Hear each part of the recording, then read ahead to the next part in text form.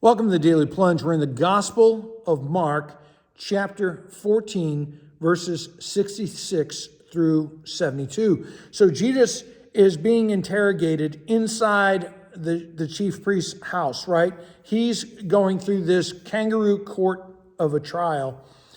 And meanwhile, Peter is out below in the courtyard, and one of the servant girls, slave girl, somebody who is the lowest echelon in the household, asks him, you know that Nazarene guy who's up inside being going through the trial, right? And Peter's just trying to warm himself, and he says, I don't know or understand what you're talking about. I have no clue. I'm clueless. That's what Peter's saying. I'm clueless what you're talking about. And then he walks away. He walks out into the entryway, and the servant girl captures the attention of some other folks. Say, yeah, that guy, he was with them. He's surely one of them. And again, Peter denies it. I don't know what you're talking about. I don't have anything to do with that. And so, after a little while standing there, other people say to him, well, surely you're one of them because you have that accent from Galilee. You're not local. You're from Galilee.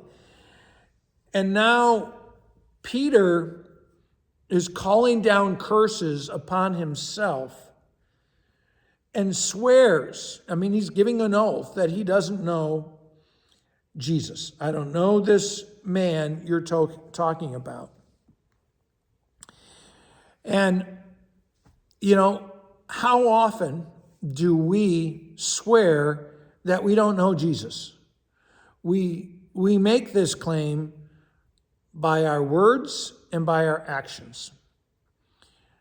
Have we ever been in a situation when people sort of ask us if we're a Christian, and we say, well, yeah, I'm a Christian, but I'm not one of those crazy fanatics who really follow Jesus. Peter walked with Jesus every day of his life for 3 years, every day for 3 years. He was committed to Christ. And he's throwing that commitment away in a moment. And for what? To save his skin. And that's the thing. There's this parallel where Jesus is, this dichotomy where Jesus is he's not willing to lie. He's not going to lie. He's not fibbing.